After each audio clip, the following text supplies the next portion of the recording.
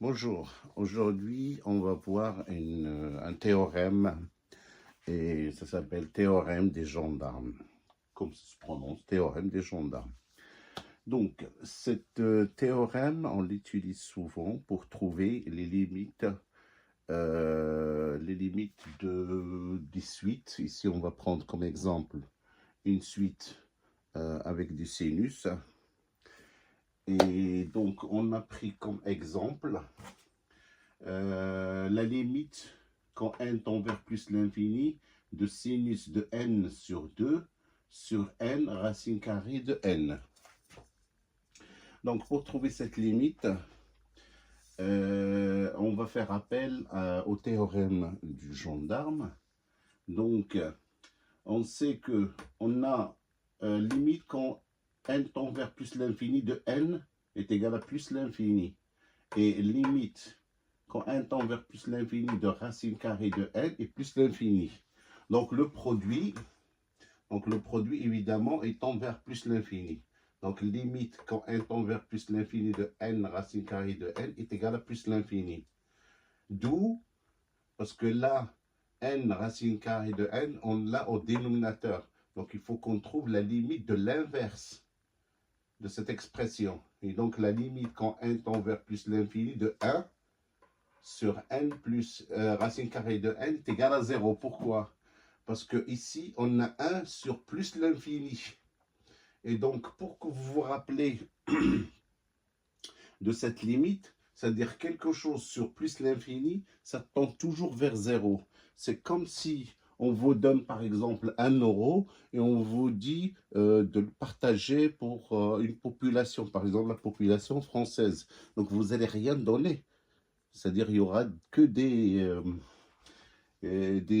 sommes infiniment petites. Et donc, c'est pour ça la limite quand n tend vers plus l'infini. Et si l'infini est au dénominateur, donc 1 sur plus l'infini, automatiquement est égal à 0. Donc, on sait que aussi le sinus dans la trigonométrie, ok, le sinus il est ici, sinus moins sinus. Et donc on sait que le cercle trigonométrique, c'est un cercle de rayon est égal à 1. Ok, le rayon est égal à 1. Ça veut dire que si j'ai un angle alpha, ok, donc le sinus, c'est le côté opposé. Ce côté opposé, ça veut dire qu'il vient ici. C'est la même chose que là. Et donc, plus alpha il grandit, plus ça il grandit, puis il arrive ici. Donc, le maximum qu'il peut avoir, c'est 1. Après, quand alpha il grandit, c'est-à-dire qu'il vient jusqu'à là, on commence à diminuer. Quand il vient là, on commence à diminuer, on diminue. Si alpha il vient jusqu'à là, on diminue. Ok, ainsi de suite, jusqu'à ce qu'on arrive ici. C'est moins 1. Donc le sinus, après on fait le tour de cercle. Ainsi de suite. Donc à chaque fois, la plus grande valeur qu'il peut avoir le sinus, c'est 1. Et la plus petite valeur, c'est moins 1. Ok? C'est pour ça, quel que soit x appartenant à R, on a sinus de x est compris entre moins 1 et 1. Ok? Donc, quel que soit x. Donc, là, x, c'est quoi? C'est n sur 2. Donc, sinus de n sur 2, il est compris entre moins 1 et 1. Donc, pour tout n appartenant à n étoiles, pourquoi j'ai mis n étoiles? Parce que ici, déjà,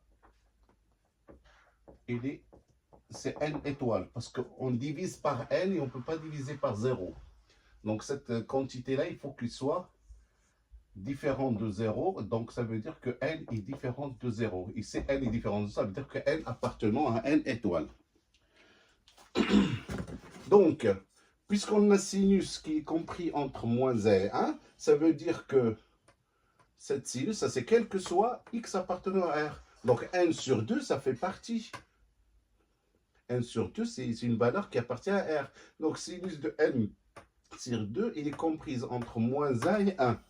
Donc cette valeur-là est comprise entre moins 1 et 1 en divisant par n racine carrée de n. C'est-à-dire qu'on vient ici, puisque n racine carrée de n, on a dit qu'il était différent de 0. Donc on peut diviser avec. Donc ça veut dire on divise ici par n racine carrée de n, ici par n racine carrée de n, et ici n racine carrée de n. Et donc on trouve cette valeur-là. Donc on obtient moins 1 sur n racine carrée de n, inférieur ou égal à sinus de n sur 2 divisé par n racine carrée de n, inférieur ou égal à 1 sur n racine carrée de n. Or, on sait que limite, quand n tend vers plus l'infini de cette quantité-là, est égale à 0. C'est ce qu'on a démontré ici. Et de même, limite de moins 1 sur n, alors c'est la même démonstration, là ici on a 1 et là on est moins 1. Et donc est égal à 0. On a donc limite, cette quantité-là est égale à 0. Ok? Cette quantité-là, elle aussi, elle tend vers 0. Et donc, puisque cette valeur-là, cette quantité-là, elle est comprise entre 0 et 0, ok? Donc, d'après le théorème des gendarmes, la suite sinus de n sur 2, n divisé par n racine carrée de n, est encadrée par deux suites qui tendent vers 0. Ces deux suites-là, elles tendent vers 0. Et donc, la limite de cette suite-là est égale à 0.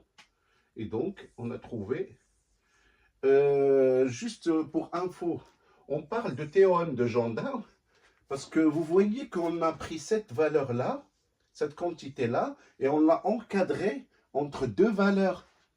C'est comme les gendarmes, quand ils prennent un voleur, ben, il y a un qui le prend à droite et un qui est à gauche. Donc, il est encadré par deux gendarmes. Et c'est pour ça on l'appelle théorème des gendarmes. Donc, si vous avez des questions dans ce genre de suite, ça c'est, on a pris cette suite-là, mais ça s'applique à d'autres fonctions à part les suites.